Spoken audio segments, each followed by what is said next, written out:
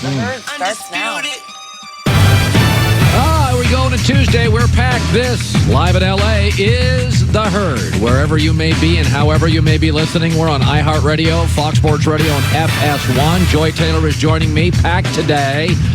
You know, Joy, we've been in this business a long time, and when stuff leaks, there's a reason it leaks.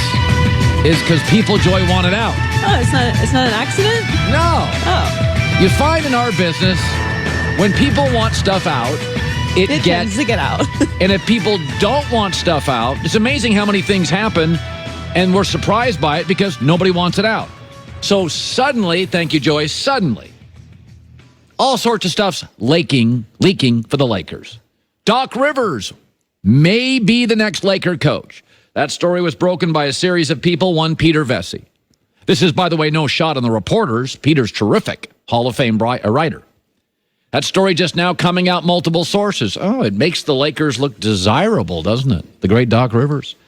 Another story comes out in the last 24 hours. Kobe Bryant bashes the young guys and says, of course you trade Kuzma, Lonzo, and Brandon Ingram for Anthony Davis. He's one of the best players ever. One of the best players in the world. Why did these come out? Because somebody wants them out.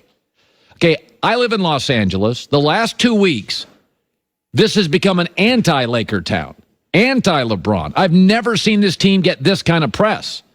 It's been a disaster. Words like, Titanic, disaster, hopeless, over, as the Clippers in the same building are going to make the playoffs. So the Lakers have a narrative problem right now.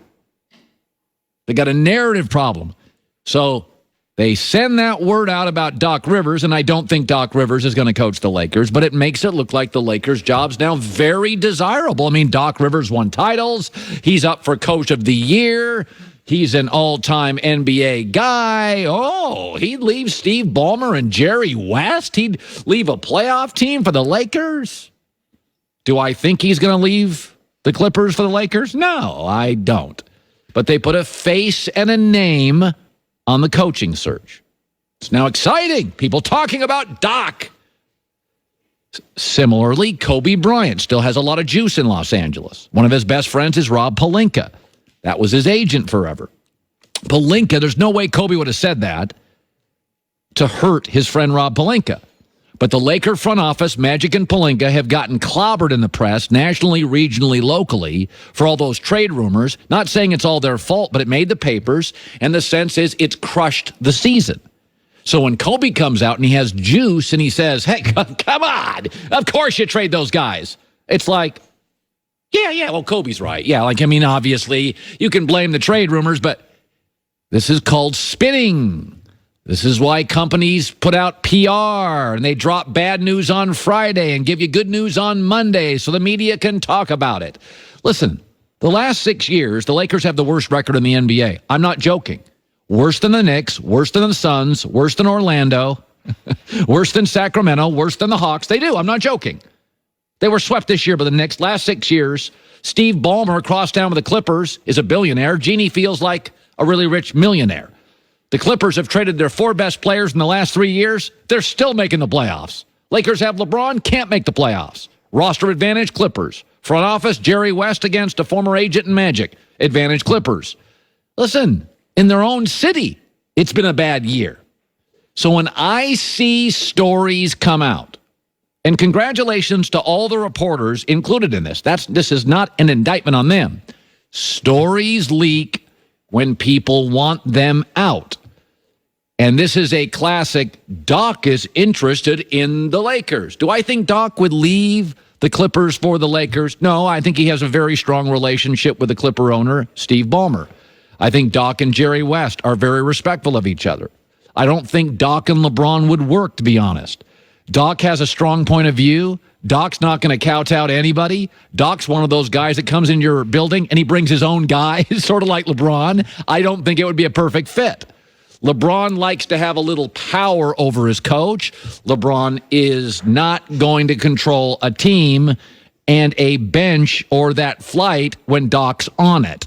I don't think it would work. I think it's a tasty rumor, and I do think Doc's in his mid-50s and 55-year-old men, Notre Dame football, Yankee baseball, Laker basketball, those are powerful, romanticized brands. But I think what you have with the Lakers is a massive power struggle where Jeannie Buss likes the young guys, owns the team, likes Luke Walton, and wants growth and stability. And Magic and Rob Pelinka want to win. So they go to Kobe, they can put stuff out, and it's a power struggle. And when you have power struggles, my entire life as a reporter, Joy's a reporter, you seize on those, and people give you messages they want out. This last couple of months, I've had more texts, more calls, more people connected to LeBron and the Lakers and Magic. They want their stuff sold to the public. So I just think it's more than a little coincidental that Doc to the Lakers and Kobe blasting the young guys, and I shouldn't say he's blasting the young guys, wildly over the top supporting publicly Anthony Davis move is not a coincidence. So here's a story that broke this morning. Holy moly. Mike Trout of the Angels is going to sign a deal, $430 million in like 12 years and stuff. Oh, that's a lot of money. I never begrudge people for making the most they can. Bryce Harper to the Phillies,